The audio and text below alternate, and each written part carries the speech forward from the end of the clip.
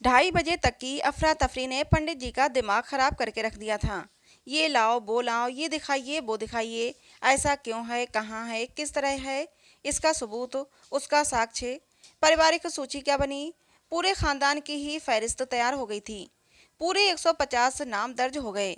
सभी के पते, फोन नंबर, मोबाइल नंबर, उनका व्यवसाय और उन सबके व्यवसायों से जुड़े दूसरे लोग। पंडित खेलावन ने बेटी की सगाई पिछले माह ही की थी। उन्हें डर था कि कहीं ऐसा कुछ न हो कि उनके संबंधों पर आँच आए। सो कह उठे, देखिए शर्मा साहब, आपको मेरे परिवार और मेरे धंधे के बाबत जो कुछ पूछना और जानना है पूछिए, किंतु मेरे समधी को इसमें न घसीटिए प्लीज। बेटी के विवाह का मामला है, कहीं ऐसा ना हो कि। पंडित खेलावन को बीच में टोकते हुए शर्मा जी बोले, देखिए पंडित जी, जिस तरह से आपको अपने संबंधों की परवाह है, उसी तरह मुझे भी अपनी नौकरी की चिंता है। ये सब तो आपको बताना ही होगा। आखिर आपका, आपके व्यापार का किस किस से और कैसा कैसा संबंध है, ये मुझे देखना है और यही मेरे काम का पाठ है। तमाम जानकारियां दर्ज कर शर्मा जी लंच के लिए बाहर निकल गए थे, किंतु पीछे अपनी पूरी फौज छोड़ गए थे। घर के हर सदस्य पर पैनी नजर रखने के लिए आयकर विभाग का एक एक कर्मचारी मुस्तैद था। पलंग पर निढाल हो पंडित खेलावन ने सारी स्थितियों पर गौर करना शुरू किया। आयकर वालों की ऐसी रेड पड़ी थी कि छिपने छिपाने की तनिक भी मोहलत नहीं मिली। ये शनि की महादशा ही थी कि सुबह सुबह हुई दस्तक ने उन्हें जैसे सड़क पर नंगा लाकर खड़ा कर दिया हो। पंडित खेलावन का दिमाग हर समय हर बात को धंधे की तराजू पर तोलता रहता था। पलड़ा अपनी तरफ झुके तभी फायदा है, इसी सिद्धांत को उन्होंने अपनाना सीखा था। और पलड़ा अपनी ओर झुकाने के लिए साम दाम दंड भेद की नीति ही कारगर सिद्ध होती थी, होती आई है। इसलिए पूरे जीवन को उन्होंने धंधे की तराजू पर तोला था। मुझे नहीं खाना कुछ भी, कहकर पंडित खेलावन ने थाली परे सरका दी। हमारी तो तकदीर ही फूटी थी जो ये दिन देखना पड़ रहा है, पत्नी ने पीड़ा पर मरहम लगाते हुए कहा। मैं कहती थी ना कि अपने दुश्मनों से होशियार रहो। कहने को भाई हैं तुम्हारे, माँ जाए, पर हैं नास पीटे। ये सब कुछ उन्हीं का किया धरा है, नहीं तो। कहते कहते पंडितायन ससक ससक कर रोने लगीं। देख लूंगा, एक एक को देख लूंगा, किसी को नहीं छोड़ूंगा। मुझे बर्बाद करने पर तुले हैं, उनको भी आबाद नहीं रहने दूंगा। क्या मैं उनकी रग रग को नहीं जानता हूँ कि उनकी औलादें क्या क्या गुल खिलाती फिरती हैं। मेरे मुंह खोलने की देर भर है, सब लपेटे में आ जाएंगे। पंडित जी जोर जोर से चिल्ला रहे थे। वो जानते थे कि दीवार के उस पार जरूर भाइयों के कान लगे होंगे। भाभियों को चटकारे लेने का आज अच्छा मौका जो मिला था। आयकर जांच अधिकारी ने लंच से लौटते ही एक एक चीज का मूल्यांकन करना शुरू किया। पत्नी के कान नाक को भी उन्होंने नहीं छोड़ा। हर चीज सामने होनी चाहिए। सोना चांदी, हीरा मोती, नकदी, बैंक बैलेंस, जमीन जायदाद, फैक्ट्री, दुकान, घर मकान, कोठी बंगला, खेत खलिहान, सब कुछ नामे या बेनामे। ज्यों ज्यों लिस्ट बढ़ती जा रही थी, त्यों त्यों पंडित खेलावन का दिल बैठता जा रहा था। कोई जगह, कोई कोना, कोई तहखाना नहीं छोड़ा था रेड पार्टी ने। हर कमरे की तलाशी, गद्दों तकियों को छू दबा कर देखा। सो तो देखा ही, दीवारों के प्लास्टर को भी ठोक बजाकर देखने से नहीं चूके। पंडित जी कुछ कहने को होते तो शर्मा साहब उन्हें बीच में ही टोक देते। हम अच्छी तरह जानते हैं कहाँ क्या हो सकता है। टैक्स बचाने के चक्कर में आप लोगों का बस चले तो क्या कुछ नहीं कर सकते। आखिरी कमरा बचा था अम्मा वाला। शर्मा जी ने कहा, इसे भी देखना होगा। इसमें क्या रखा है? बूढ़ी माँ का कमरा है। जाओ जाओ, अब उसे भी देख लो, कोई कसर बाकी नहीं रहनी चाहिए। पंडित जी की इज्जत का फालूदा बनाने में झल्लाए में पंडित खेलावन बड़बड़ा रहे थे। समाज में इज्जत बनाने के लिए और बाजार में अपनी साख कायम रखने के लिए पंडित खेलावन ने क्या क्या नहीं किया था। थोड़ी बहुत तो राजनीति में भी दखल रखने का इरादा था।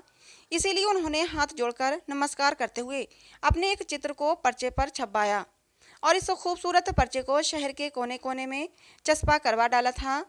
गली मोहल्ला, टैक्सी, जीप, बस और रेल के डब्बों में भी उनकी पहचान कायम थी। सब कुछ ढो डाला है आज के मनहूस दिन ने।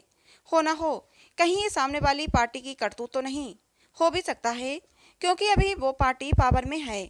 उनका मानना था कि अगले चुनाव में केंद्र वाली पार्टी ही राज्य में भी आएगी, इसीलिए उससे ही जुड़ना ठीक होगा। पर इस बार के अनुमान में वो गच्चा खा गए। अम्मा 80 को पार कर रही थीं। इस आयु में तो हर कोई सठिया जाता है, बात बात पर बच्चों जैसी जिद। अब वो क्या जाने कि ये आयकर क्या होता है। वो तो जिद पर अड़ी हैं कि अपने कमरे में किसी को नहीं आने देंगी। आंख से भले ही पूरा दिखाई न देता हो, पर किसी बच्चे के पैरों की आहट भी सुनाई दे जाती है तो कोहराम मचा देती हैं, रोने लगती हैं। उन्हें अकेले पड़ा रहना ही सुहाता है। अब अम्मा को कौन समझाए कि ये रेड पार्टी वाले जो ठान लेते हैं करके ही दम लेते हैं। उन्हें तो ये कमरा भी चेक करना ही होगा। शर्मा जी समय की नजाकत को जानते थे और जांच पड़ताल के दौरान किसके साथ कैसा व्यवहार करके जड़ तक पहुंचना है खूब जानते थे। उन्होंने सभी को रोककर अकेले अम्मा के कमरे में प्रवेश किया। अम्मा, पाँव लागूं, कैसी हो अम्मा जी? बहुत दिनों से सुनता था कि बड़े बूढ़ों का आशीर्वाद जीवन में पग पग पर कामयाबी देता है। क्या ऐसा वरदान आप मुझे नहीं देंगी? बेटा, सब करनी का फल है, आशीषों से क्या होता है। पर तुम हो कौन? सुबह से इस घर में कोहराम मचा रखा है, क्यों परेशान कर रखा है मेरे बच्चों को? अम्मा के शब्दों में तलखी भी थी और आर्तनाद भी, जैसे वो सब कुछ जानती समझती हों। शर्मा जी ने अम्मा को जैसे समझाने का प्रयास किया।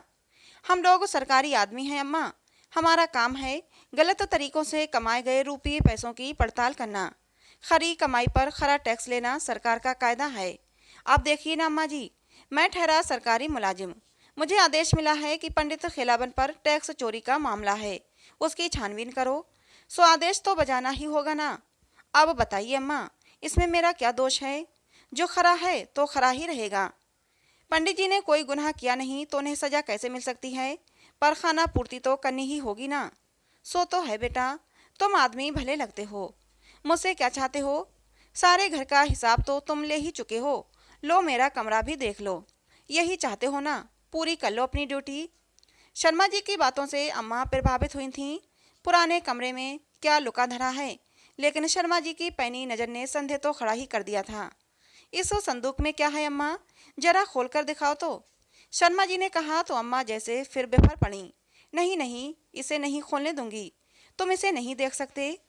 लेकिन ऐसा भी क्या है अम्मा, संदूक को जरा देख तो लेने दो। शर्मा जी बोले, आपने ही तो कहा है कि मुझे मेरी ड्यूटी पूरी करने देंगी। सो समझिए कि मेरी ड्यूटी में हर बंद चीज को खोलकर देखना शामिल है। अम्मा ने अब और जिद नहीं की, खटिया से उठी, दरवाजा भीतर से बंद किया। संदूक का नाम सुनते ही पंडिताइन के मन में खटका हुआ था कि हो ना हो बुढ़िया ने सबसे छिपाकर जरूर कुछ बचा रखा है। इसीलिए वो अपने संदूक के पास किसी को फटकने तक नहीं देती थीं। जरूर कुछ ऐसा है जिसे शर्मा जी ताड़ गए हैं, नहीं तो। इधर पंडित जी भी शंकालु हो उठे तो पंडिताइन से कहने लगे, अम्मा रहती हैं मेरे यहाँ और मन लगा रखा है दूसरे बेटों के साथ, भले ही वे उन्हें न पूछते हों। कहीं ऐसा तो नहीं कि बड़के भैया के लिए कुछ रख छोड़ा हो। चलो जो भी होगा आज सामने आ ही जाएगा। बंद कमरे में पसरे अंधकार में पिछली खिड़की से जो थोड़ी रोशनी की लकीर आ रही थी, उसी रोशनी में संदूक रखा था। ताला खोलकर ज्यों अम्मा ने संदूक का ढक्कन उठाया तो देखते ही शर्मा जी अबाक रह गए। रोटियां? ये क्या अम्मा, रोटियां और संदूक में? हाँ बेटे, यही जीवन का सत्य है।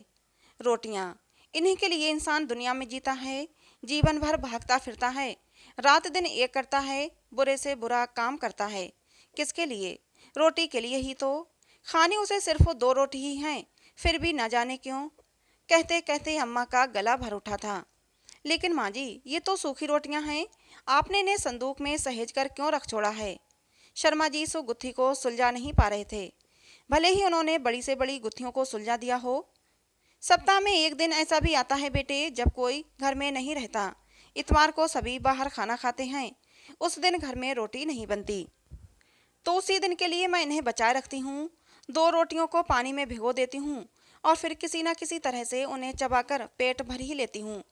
लो बेटे, तुमने तो देख ही लिया है, अब इस कटु सत्य को पूरे घर के सामने भी जाहिर हो जाने दो। न जाने मेरे बच्चे क्या सोचेंगे। आंसू पोंछते हुए अम्मा ने बंद दरवाज़ा खोल दिया। तो दोस्तों, ये रुला देने वाली कहानी थी, दिल छू लेने वाली कहानी। आपको कैसी लगी ज़रूर बताना। कहानी पसंद आई हो तो प्लीज़ लाइक करना।